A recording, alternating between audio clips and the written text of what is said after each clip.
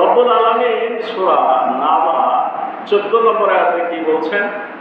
আউযু বিল্লাহি মিনাশ শাইতানির রাজীম ওয়া আনসালনা মিনাল মুসিরাতি মা'আন সাজ্জাজা। রব্বুল আলামিন বলছেন, আর বৃষ্টিপূর্ণ মেঘমালা থেকে আমরা প্রচুর বৃষ্টি বর্ষণ করেছি। আসমান থেকে বৃষ্টি হয়, সব মেঘে বৃষ্টি হয় না। যে মেঘের মধ্যে প্রচুর জলীয় বাষ্প থাকে, বৃষ্টি থাকে, সেই মেঘ থেকে বৃষ্টি হয়। সাদা মেঘগুলো তোলার মতো ভেসে বেড়ায়, আর আমরা দেখতেই পাই যে কালো মেঘ যেটা, সেই মেঘটা থেকে বৃষ্টি হয়। রব্বুল আলামিন 13 নম্বর আয়াতে সূর্যের কথা বলেছিলেন যে আমি সূর্য সৃষ্টি করেছি, এটা একটা অতি উজ্জ্বল প্রদীপ। আর সূর্যের পরেই রব্বুল আলামিন বলছেন যে আমি আসমানে যে মেঘে প্রচুর জলীয় বাষ্প আছে, ওই মেঘ থেকে পানি বর্ষণ করি। এই 13 নম্বর এবং 14 নম্বর আয়াতকে যদি মিলিয়ে পড়ি, তাহলে এখানে একটা বিষয় হলো যে এই বৃষ্টি হওয়ার পিছনেও সূর্যের একটা বিরাট ভূমিকা আছে। সূর্যের আকর্ষণে, সূর্যের তাপে এই দুনিয়া থেকে, সাগর, নদী, সমুদ্র থেকে পানি আসমানে উড়ে যায়। আসমানে উড়ে যেয়ে গচ্ছিত হয়, বাতাস তাকে তাড়িয়ে নিয়ে বেড়ায়। রব্বুল আলামিন যে এলাকাতে নির্দেশ দান করে, সেই এলাকাতে বৃষ্টিটা বর্ষণ হয়। এটাকে বলা হয় রিসাইকেল, সাইকেলের মতো। এই পানি এখান থেকে উঠে আবার আসমানে গেল, আবার ঘুরে এসে আবার জমিনে পড়ল। আল্লাহর পানি কমতে হওয়ার কোনো সুযোগ নাই। আবার ঘুরে আসবে, আবার জলীয় বাষ্প আকারে আবার উঠে আবার দুনিয়াতে পড়বে। আসমানে তুলে দুনিয়াতে ফেলছে কেন, এটা আপনারা খুব ভালো করে জানেন। আপনি আমি কতটুকু, কয়টা গাছের মাথাতে, এই বড় বড় ডাব গাছের মাথাতে, আম গাছের মাথাতে যদি পানি দেওয়া লাগতো, তাল গাছের মাথাতে আপনারা উঠে উঠে পানি দিয়ে আসতে পারতেন? আপনাদের যতটুকু সম্ভব যে পানিটা আপনারা দেন, এর থেকে আল্লাহর পানির একটা আলাদা রহমত, আলাদা নিয়ামত। গোটা বিশ্বকে আল্লাহ তরুতাজা করে রেখেছেন এই আসমানে পানি তুলে ঝর্ণার মতো। তাও যদি এক জায়গায় শাসা শাসা করে পড়তো, তাহলে সে জমিনটা ভেঙে ধ্বংস হয়ে যেত। মেঘের আকারে তুলে দুনিয়াব্যাপী ঝর্ণা আকারে আমরা গাছে পানি দিই, বিভিন্ন সাবান দিয়ে, ঝর্ণা দিয়ে। আল্লাহর ঝর্ণা আসমান থেকে গোটা বিশ্বকে আল্লাহ এই ঝর্ণার মতো করে বৃষ্টি বর্ষণ করছে। আল্লাহ তার নিয়ামতের কথা আমাদেরকে এভাবে স্মরণ করাচ্ছেন, এবং এই সাথে এটাও মনে করাচ্ছেন যেভাবে আমি আসমান থেকে বৃষ্টি বর্ষণ করে শুষ্ক জমিনকে তরতাজা বানিয়ে দিই। যে জমিন একটু আগেও ফেটে ছিল, চৌচির ছিল, ধুলা যুক্ত ছিল, মনে হচ্ছিল এখানে কিচ্ছু হবে না, সেই জায়গা বৃষ্টি হওয়ার পরে যেমন তাজা হয়ে যায়। হে মানুষ, তোমরা মরে যাবা, মরে যাওয়ার পরে আমি এইভাবেই তোমাদেরকে, একটা তাফসিরে এটাও দেখলাম যে আল্লাহ ওরকম একটা বৃষ্টিও দিবে। প্রথম সিংহায় ফুৎকারের পরে সব মরে শেষ হয়ে যাবে, দ্বিতীয় ফুৎকারের সময় আসমান থেকে একটা বৃষ্টি হবে। তখন আমরা যে যেখানে ছিলাম সেখান থেকে আবার তাজা হয়ে ওই উদ্ভিদ গজানোর মতো আমরা আবার জেগে। আল্লাহ সেই কথাটা বলছেন। বৃষ্টির পানি হলো সব থেকে নিরাপদ পানি, সব থেকে পানযোগ্য পানি। আপনারা যে পানি ফিল্টার করে বোতলে করে বিক্রি করছে, এর মধ্যে যে মেডিসিন দেয়, এটা আপনার জন্য ক্ষতিকর। কিন্তু যদি আপনি আমি এটা করতাম, আসমানে যখন বৃষ্টি হচ্ছে প্রচুর পানি সেটাকে জমা করে রাখতে পারতাম, এটা হলো সব থেকে নিরাপদ। তার মানে রব্বুল আলামিন এই পানিকে উপরে তোলার পরে ফিল্টার করে পরিষ্কার করে আপনার আমার উপযোগী করে সব থেকে বেশি জীবাণু মুক্ত করে আমাদের উপরে বর্ষণ করে। আল্লাহ আমাদের উপযুক্ত পানি আমাদেরকে মানে সরবরাহ করে। এই যে গোটা দুনিয়ার যে নদী নালা পুকুর পুষ্করণী এই সমস্ত পানি ভেসে নদী থেকে বয়ে কোথায় যায়? সমুদ্রে যায়, সাগরে যায়। আচ্ছা, সাগরের পানি সমুদ্রের পানি প্রচুর লবণাক্ত। বর্তমান গবেষণা বলছে যে যদি এই সাগরের পানিতে লবণটা না থাকতো, এমন পানি আছে যে ওখানকার পানি মুখে দিতে পারবে না, এত লবণ। এই লবণটা আল্লাহ কেন তৈরি করলেন? কিছু তো আমাদের লাগে, অল্প লাগে, বেশি তো লাগে না। এত লবণ কেন? আমরা যেমনি বলছি যে নিচ থেকে পানি তুলে আল্লাহ ফিল্টার করে পরিষ্কার করে এখানে বর্ষণ করেন, ঠিক একই পদ্ধতিতে দুনিয়ার যত পচা নোংরা জীবাণু যুক্ত পানি যেগুলো সাগরে যে পৌঁছায় গোড়াতে গোড়াতে, ওখানে যাওয়ার পর লবণের কারণে ফিল্টার হয়ে পরিষ্কার হয়ে আবার আপনাদেরকে ফেরত দেওয়া।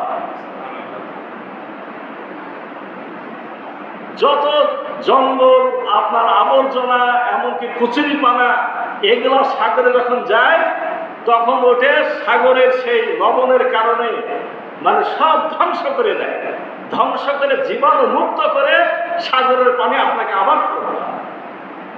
রব্বুল আলামিনের সৃষ্টি রহস্য, রব্বুল আলামিনের নিয়ামত, রব্বুল আলামিন নিজে স্মরণ করেছে যে কাজগুলো কে করে? বান্দাগুলো আমি করি। এগুলো তোমাদের দ্বারা করা সম্ভব ছিল না। আল্লাহ বলছেন এগুলো দ্বারা কি হয়? লিনুখরিজা বিহি হাব্বান ওয়া নাবাতা। এগুলা এজন্য করি যাতে করে আমরা উৎপন্ন করতে পারি শস্য উদ্ভিদ।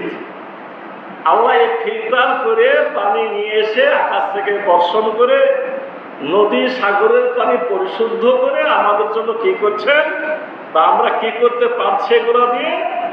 এখান থেকে হচ্ছে প্রচুর হাব্বা হলো শস্য যেগুলো দানাযুক্ত, আর নাবাতা হলো উদ্ভিদ। উদ্ভিদ মানে লতা জাত যা আছে, শাক সবজি যা আছে এগুলো হচ্ছে নাবাতা, আর হাব্বা হলো যেগুলো শস্য। এই চাল ডাল গম মসুর এগুলো হচ্ছে হাব্বা। এর রব্বুল আলামিন বলছেন যে আমি এগুলা দিয়ে কি উৎপন্ন করি? শস্য উদ্ভিদ। কি পরিমাণ উৎপন্ন করে? আপনার আমার বাহাদুরি, সর্বোচ্চ বাহাদুরি কি? যে হয়তো ঘর থেকে একটা বীজ নিয়ে এসে পুঁতে দিলাম বা ছিটাইয়া দিলাম, আর আল্লাহ এই বীজ আল্লাহ গ্রহণ করেন নিজ হাতে।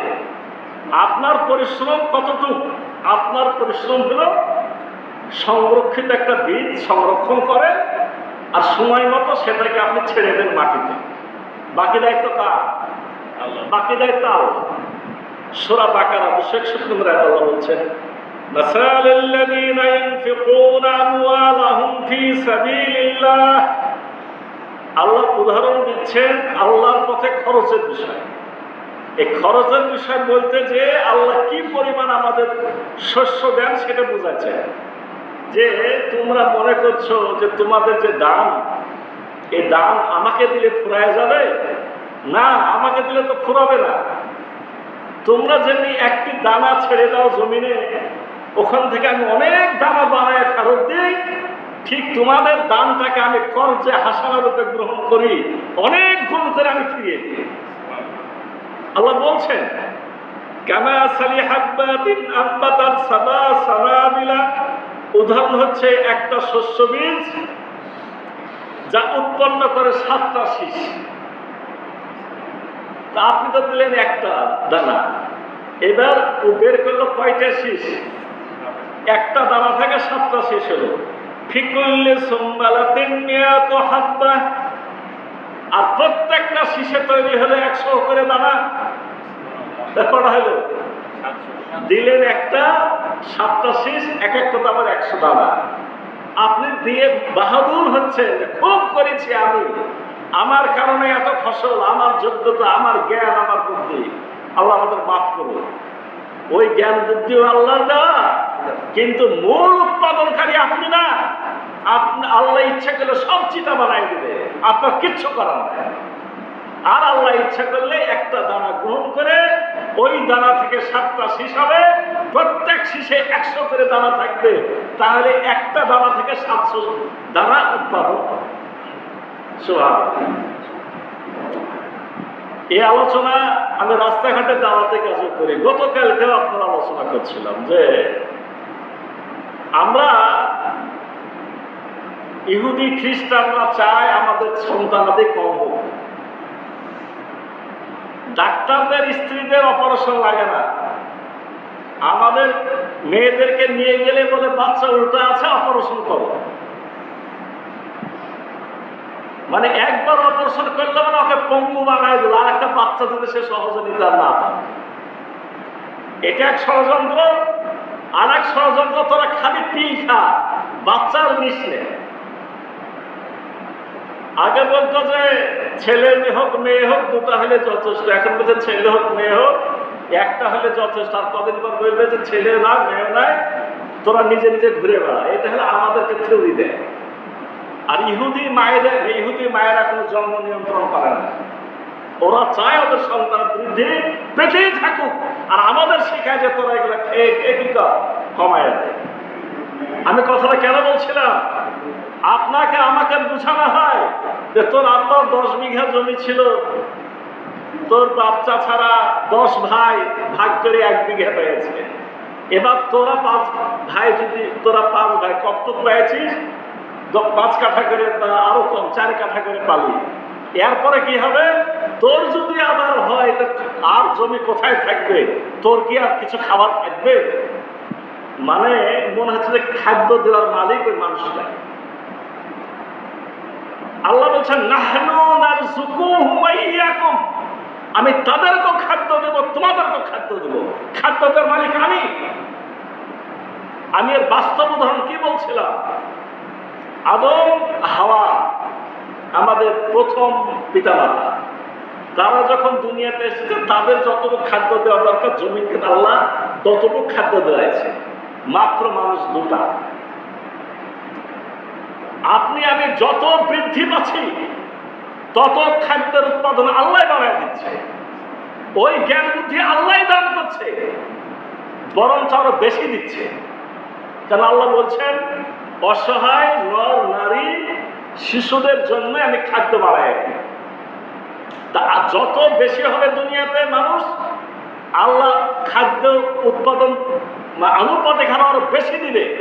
মানে 5 জনের জন্য এখন যে খাবার ছিল 10 জনের জন্য ডবল না, তো যখন 10 হবে তখন আল্লাহ 12 জনের খাবার দেবে।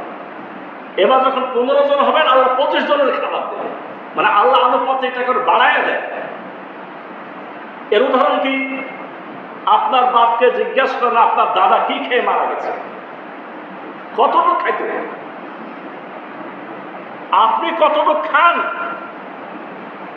আর আপনার ছেলে মেয়ে কতটুকু খাচ্ছে, কি খাচ্ছে। দিন দিন খাদ্যের সরবরাহ বেশি না কম?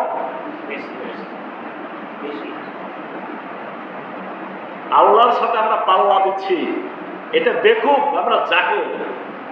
এগুলো হলো জাহেলিয়াত। আপনি ইসলাম না বোঝার কারণে এই সমস্যাগুলো ঘটেছে। আল্লাহ বলছেন যে আমি উদ্ভিদ দিই, আমি শস্য দিই। আল্লাহ আরো বলছেন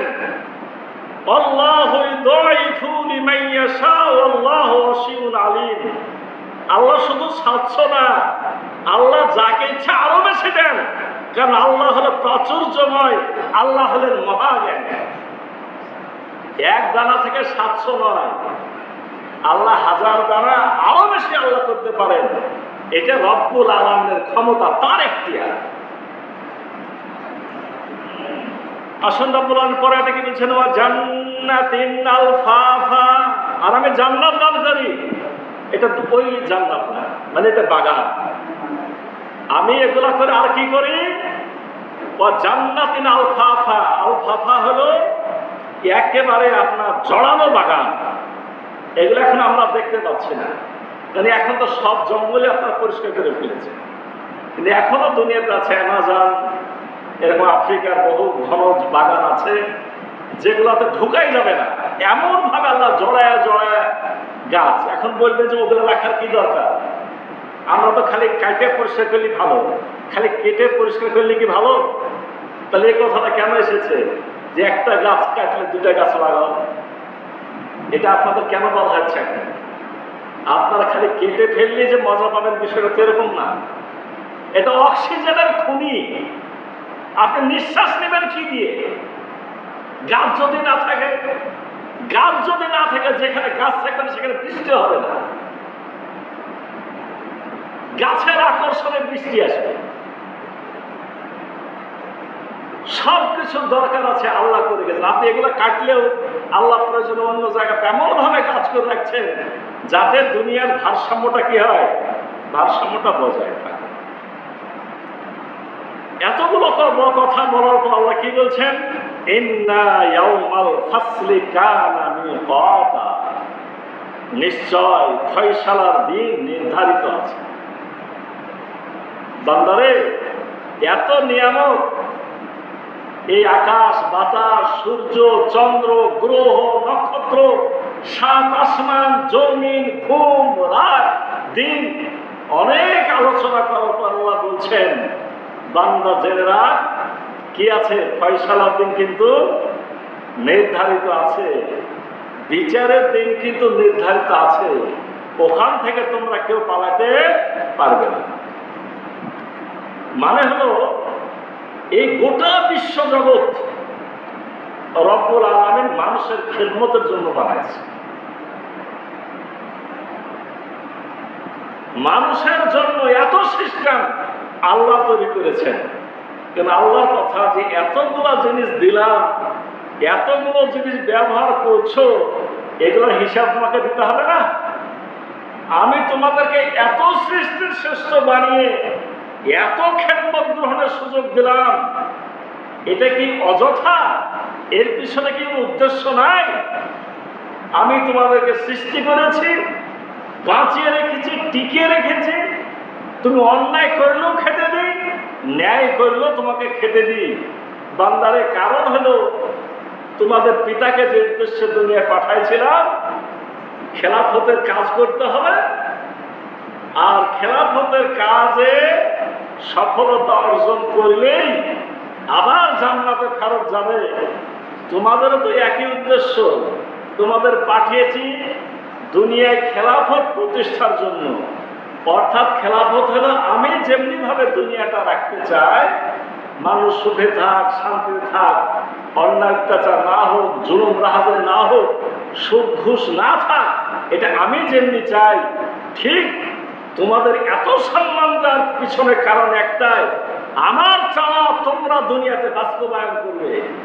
এই বাস্তবায়ন করতে যে যদি এই পরীক্ষায় তুমি পাস করো, তাহলে তুমি হিসাব নিকাশের দিনে কি হবে, আমার জান্নাতে ফেরত আসবে।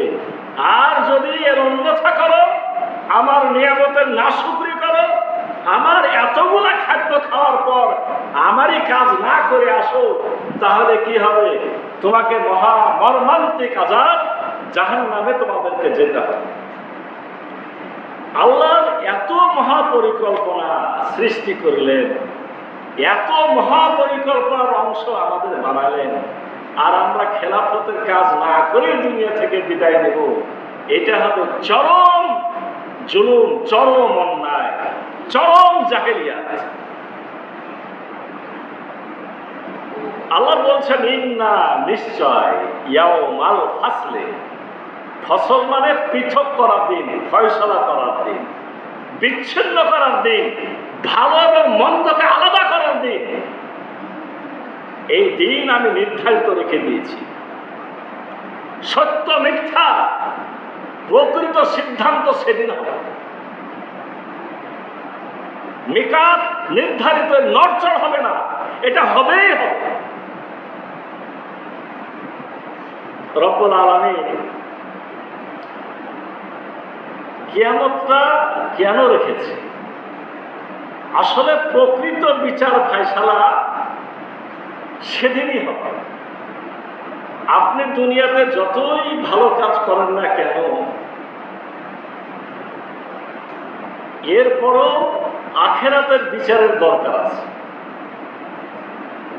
কারণ দুনিয়াতে ইসলামের আইনও যদি চালু হয়ে যায়, আজ খুব একটা গুরুত্বপূর্ণ কথা, এই কথা দিয়ে কথা শেষ করি, ইসলামের আইনও যদি জারি হয়ে যায়, তারপরেও এই দুনিয়াতে সকল বিচার করা সম্ভব নয়, সকলের পাওনা পরিশোধ করে দেওয়া সম্ভব নয়, আখেরাত লাগবে। আজকে একটা উদাহরণ দিয়ে আলোচনাটা করি। একটা বিচার যদি সুষ্ঠুভাবে করতে হয়, তাহলে কি করতে হয় বলেন তো? সঠিক তদন্ত করতে হয়। সঠিক তদন্ত মানে পর্যবেক্ষণ, সঠিক তথ্যটা উদ্ধার করা। আপনাকে যদি মিথ্যা বুঝায়, আপনি যেহেতু সেখানে ছিলেন না, কথাতে যদি বিপক্ষ পার্টির উকি পাকা হয়, দেখা যাবে যে বিচারককেও সে ভুল বুঝাই দিতে পারবে। আল্লাহ রাসূল নিজে বলেছেন যে তোমাদের মধ্যে কেউ কেউ বাকপটু, কথাতে পাকা, সে এসে হয়তো আমাকে বুঝাবে, আমি তার পক্ষে রায় দিব। তবে আমি যদি রায় দিয়েও দিই, আর তুমি যদি অন্যায় রায় নাও, তুমি আগুন ভক্ষণ করলে। তার মানে কি হলো? রাসূলুল্লাহ বলছেন যে আমার দ্বারা ভুল রায় যেতে পারে। কেন? তোমরা পাকা একজন এসে আমাকে পাকা কথা বুঝালে, আমি তোমার পক্ষে রায় দিয়ে দিলাম। কিন্তু তুমি আমাকে ভুল বুঝায়ও যদি রায় গ্রহণ করে অন্যায় খাদ্য গ্রহণ করো, এটার জন্য জাহান্নামের আগুন ভক্ষণ করলে, মানে কিয়ামতে যে ওটা আগুন হবে। অতএব আমার সামনে কথা বলার সময়ও তোমাদের ন্যায় ন্যায্য কথা বলেই রায় নিতে হবে। সঠিক পর্যবেক্ষণ, সঠিক নিরীক্ষণ,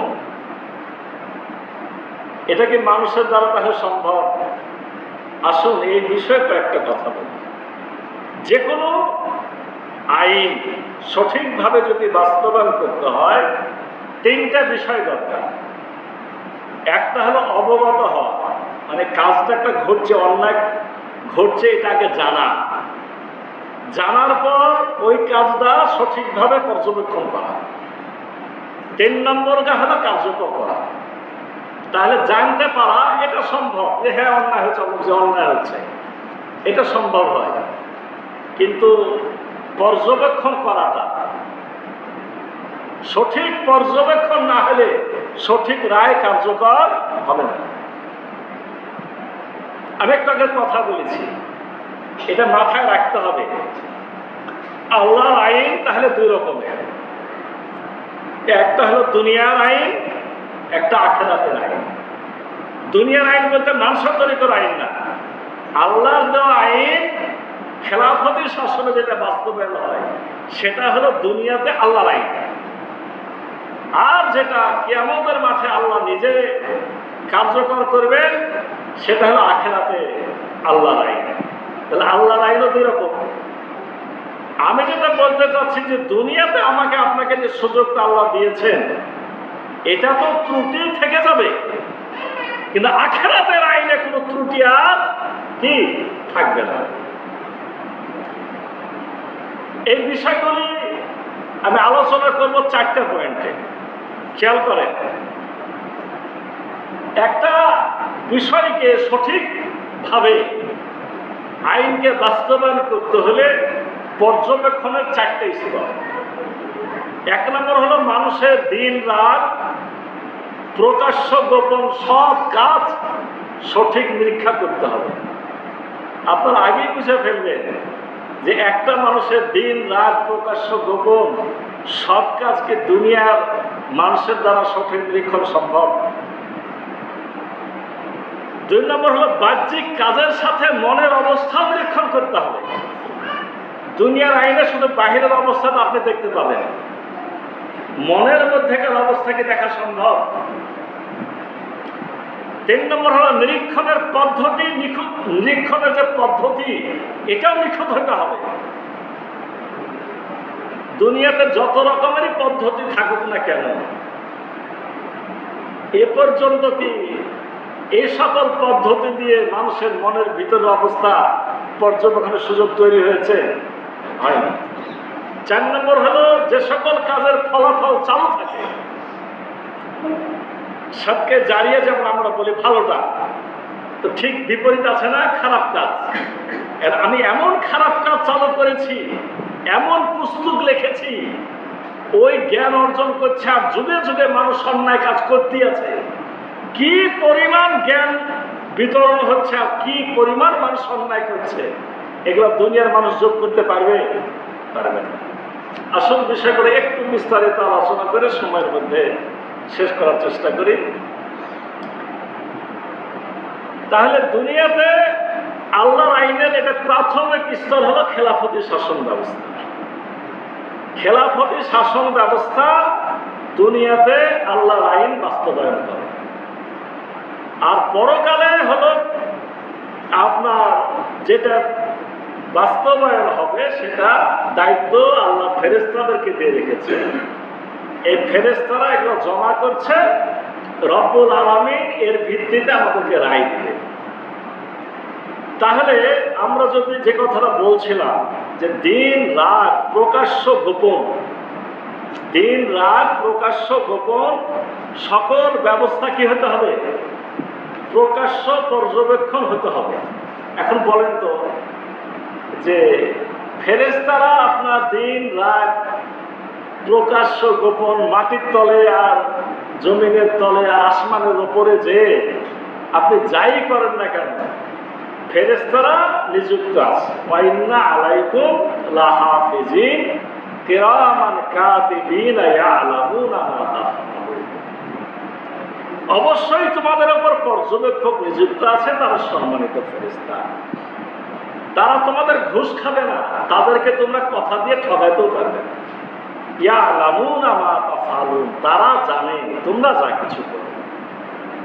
কিন্তু দুনিয়ার একটা সব থেকে ভালো মানুষটাকে যদি আপনি দায়িত্ব দেন, ও কি রাতের গভীরে মাটির তলে একাকী গোপনে কি করলেন, এটা খুঁজে মানুষ বের করতে পারবে?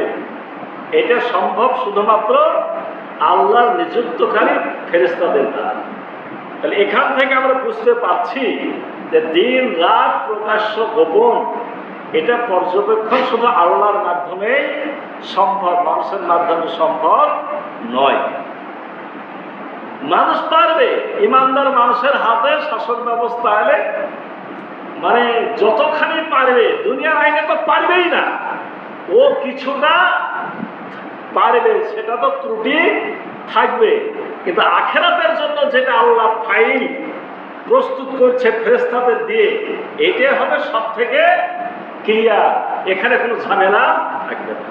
আল্লাহ অন্য আয়াতে বলছেন আল্লাহু ইয়ালামু মা তুসিররুনা ওয়া মা তুলিনুন, তোমরা যা গোপন রাখো এবং যা প্রকাশ করো আল্লাহ সেসব বিষয় জানেন। আল্লাহ জানেন তোমরা যেটা প্রকাশ করো আর যেটা গোপন করো, আর আল্লাহর ফেরেশতারা জানেন তোমরা যা কিছু করো। তার মানে আল্লাহ বুঝাই দিলেন যে বান্দারে, তোরা যতই দুনিয়াতে ভালো করার চেষ্টা কর, দুর্বলতা থাকবে, আর এর প্রকৃত ফয়সালা আখিরাতে আমাকে করা লাগবে। এই জন্য আমি পর্যবেক্ষণের একটা সঠিক ব্যবস্থা করে রেখেছি। দ্বিতীয় বলছিলাম যে মানুষের বাহ্যিক কাজের সাথে মনের অবস্থা পর্যবেক্ষণ করতে হবে। আপনি সঠিক রায় দিতে হলে কি করতে হবে? বাইরের অবস্থা সাথে ভিতর অবস্থা। একটা লোক চুরিটা আসলে কেন করল, লোকটা আসলে চুরি কেন করল? ক্ষুধার তাড়নায় না অভ্যাসগত চোর? এটা দুনিয়ার আইনেও বিচার সম্ভব। তাকে অনেক কাঠখড়ি পুরাইতে হবে। তারপরে ঢাকাতে যে সমস্ত ফকিরগুলা থাকে, মাঝে মাঝে সাক্ষাৎকার আসে, এমন ভাবে হাঁটে, এমন ভাবে চলে, এমন ভাব ভঙ্গি না যে বোধহয় লোকটা এখনই পড়ে মরে যাবে পাশাপাশি। পরে দেখা যায় সুস্থ হয়ে প্যান্ট শার্ট করে ওই আপনার কিসে চড়ে, বাজারে গাড়িতে চড়ে বাড়ি চলে যায়। কারণ দৈনিক ইনকামই তার 60,000 70,000। তো কারে চড়বে, এসিতে থাকবে, তো কোথায় থাকবে? ওই সময়টা সে মনে করে আমার চাকরি, এটা আমার কাজ। গ্রামের লোকেরা জানে বড় অফিসার, আসলে ফকির। তার মানে দুনিয়ার মানুষ কতটুকু পর্যবেক্ষণ করতে পারবে বলেন? সবটা সম্ভব না। কিন্তু আল্লাহর আইনটা কেমন? আল্লাহর আইনে পরকালীন বিচার, সেখানে কোনো ত্রুটি থাকবে না, কারণ আল্লাহ মনের খবর জানেন। সূরা তাগাবুন 4 নম্বর আয়াতে আল্লাহ বলছেন, ইয়ালামু মা ফিস সামাওয়াতি ওয়াল আরদ ওয়া ইয়ালামু মা তুসিররুনা মা তুলিনুন আল্লাহু আলিমুন বিজাতিস সুদূর। আকাশসমূহ, পৃথিবীতে যা কিছু আছে সবই তিনি জানেন। তোমরা যা গোপন করো, যা প্রকাশ করো, তাও তিনি জানেন। আর আল্লাহ রাব্বুল আলামিন তোমাদের অন্তরের খবরও জানেন। আল্লাহ রাব্বুল আলামিন অন্তরের খবরও জানেন। সূরা হুমাযাতে বলা হয়নি তাত্তালিউ আলাল আফিদা, জাহান্নামের আগুন পাপাচারীদের অন্তরকে পর্যন্ত পোড়ায় দিবে। তার মানে তোমার অন্তরের মধ্যে যে খারাপ চিন্তা করো, কল্পনা করো, ওই শাস্তিটা আমি আখিরাতে দিব। এটা দুনিয়ার মানুষের দ্বারা সম্ভব নয়। 3 নম্বর কি যুক্তি দিচ্ছিলাম? 3 নম্বর হলো যে রব্বুল আলামিন যে পদ্ধতিতে পরীক্ষা নিরীক্ষা করেন, সেটা হচ্ছে সব থেকে নিখুঁত পদ্ধতি। দুনিয়ার খেলাফতি শাসন ব্যবস্থা আপনাদের শান্তি শৃঙ্খলার জন্য যতটুকু সম্ভব করতে পারবে, প্রকৃত বিচার আল্লাহ করবেন। এই জন্য দুনিয়ার পদ্ধতিতে নিরীক্ষণের কোনো সঠিক পদ্ধতি, মানে সঠিক বলতে সর্বোচ্চ মানের পদ্ধতি এখানে নাই।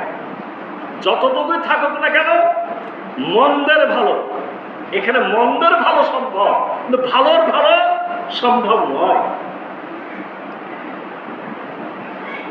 সঠিক নিরীক্ষণ পদ্ধতি হলো বিচারের রেকর্ডটা, মানে কাজের রেকর্ডটা সঠিকভাবে কি সংরক্ষণ হতে হবে। আপনার যে ব্যক্তি কাঠগড়াতে দাঁড়াবে, সেজন্য তার রেকর্ডটা দেখতে পায়। রেকর্ডটা দেখে যদি বলার সুযোগ না পায় যে এই কাজটা আমি করিনি, এটা যেন বলার সুযোগ না পায়। এজন্য আসলে রব্বুল আলামিন যে নিরীক্ষণ পদ্ধতি করেছেন, প্রত্যেকটা অণু পরমাণু আমাদের প্রত্যেকটা কাজের রেকর্ড করছে, লিইউরাউ আমালাহুম, যাতে করে আমলগুলোকে কি করানো যায়, দেখিয়ে দেওয়া যায়। এই বিষয়টি যখন ভিডিও রেকর্ডার ছিল না, তখন এর ব্যাখ্যা মানুষেরা একরকম দিয়েছে। আল্লাহ বলেছেন দেখিয়ে দেব, কিভাবে দেখাবে তখন চিন্তা করতে পারেনি। তখন এমন ভেবেছে যে তাদের অভিনয় করানো হবে, জাহান্নামে একবার দেওয়া হবে, একবার জান্নাতে দেওয়া হবে, অনেক কথা বলেছে তাফসীরে পুরাতন কিতাবে। এখন একটা সাধারণ মানুষ বলছে লিইউরাউ আমালাহুম, তাদের আমলনামা দেখে দেওয়া হবে, মানে কি ভিডিও করা হবে। আর ভিডিও চলছে, আপনার আশেপাশে ভিডিও চলছে। এত লোক একটা চিপের মধ্যে কত মেগাবাইট, কত গিগাবাইট, কত রেকর্ডের ব্যবস্থা সম্ভব। তা আল্লাহ যে ধুলি বালি মাটি রেখেছেন, এগুলা দিয়ে আপনাদের আমার রেকর্ড করে রাখা সম্ভব না। আর সেই রেকর্ডার তো স্বয়ং ফেরেশতারা। অতএব দুনিয়াতে যদি আপনি লিখে লিখাও রাখেন, সব কাজ কি রেকর্ড করা সম্ভব? আপনি উকিলকে দিয়ে লেখাবেন, লিখাবেন, মিথ্যা সত্য করতে করতে কোথায় যাবেন, সব হারায়। ঘটনা এমন ভাবে উপস্থাপন করা হয় যে যে ঘটনা ঘটেছিল তার বিপরীতটা তুলে ধরা হয়। আপনি যতই ন্যায় বিচারক হন না কেন, আপনি যখন বিচারের টেবিলে বসবেন আর আপনাকে এমন ভাবে উপস্থাপন করা হলো, আপনি কোনো তাল পাবেন না, আপনি কি রায় দিবেন? কিন্তু রব্বুল আলামিন আমাদের 24 ঘন্টা কি করছেন, রেকর্ড করছেন। ওয়া ইন্না আলাইকুম লাহাফিজিন কিরামান কাতিবিনা ইয়ালামুনা মা তাফআলুন, যে একটা পড়লাম যে তারা সম্মানিত, তারা কারোর কথাতে প্ররোচিত হয় না, এবং তারাকে এমনভাবে নিযুক্ত করা হয়েছে তোমরা যখন যাই করছো তাদের আওতার বাইরে করা তোমাদের সম্ভব নয়। এই জন্য রব্বুল আলামিন যে রেকর্ডের ব্যবস্থা করেছেন সেটা কেমন রেকর্ড? একেবারে ভিডিও রেকর্ড। এই ভিডিও রেকর্ড সেদিন দেখানো হবে। সূরা কফ 16 থেকে 18 নম্বর আয়াতে আল্লাহ বলছেন, ওয়ালাকাদ খালাকনাল ইনসানা ওয়া না'লামু মা তুওয়াসবিসু বিহি নাফস। আর নিশ্চয় আমরা মানুষকে সৃষ্টি করেছি এবং তার প্রবৃত্তি তাকে যে কুমন্ত্রণা দেয় তা আমি জানি। নাহনু আকরাবু ইলাইহি মিন হাবলিল ওয়ারিদ। আর আমরা তার ঘাড়ের ধমনীর চেয়েও অধিক নিকটে। ইয ইয়াতালাক্কাল মুতালাক্কিয়ানি আনিল ইয়ামিনি ওয়া আনিস শিমালি কঈদ। যখন দুজন সংগ্রহকারী ফেরেশতা ডানে এবং বামে বসে তথ্য সংগ্রহ করছে, মা ইয়ালফিজু মিন কওলিন ইল্লা লাদাইহি রাকীবুন আতীদ। তার কাছে থাকে একজন সদা প্রস্তুত পর্যবেক্ষক। সব সময় দুজন ফেরেশতা লিখছে, আবার তাদের কালা পর্যবেক্ষকও বলছেন। অতএব এখান থেকে আমাদের এর আওতার বাইরে যাওয়ার কোনো সুযোগ নাই। এই আয়াতে আল্লাহ তিনটা কথা বলছেন। প্রথম বলছেন মানুষের মনের কথা তিনি জানেন। দ্বিতীয় বলছেন তার কর্মচারীরা সর্বক্ষণ মানুষের চারপাশে এবং খুব নিকটে আছে। সবশেষে বলছেন দুজন ফেরেশতা মানুষের সাথে সর্বদা থাকে এবং মানুষের সকল কথা সংরক্ষণ করে, সকল কাজ সংরক্ষণ করে। তাহলে রব্বুল আলামিনের রেকর্ড ব্যবস্থা হলো সব থেকে উত্তম।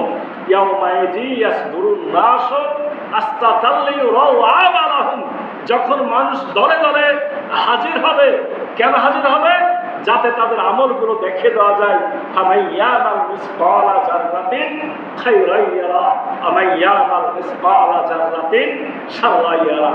অনুপরিমাণ ভালো কাজ করলেও সে দেখতে পাবে, অনুপরিমাণ খারাপ কাজ করলেও সে দেখতে পাবে।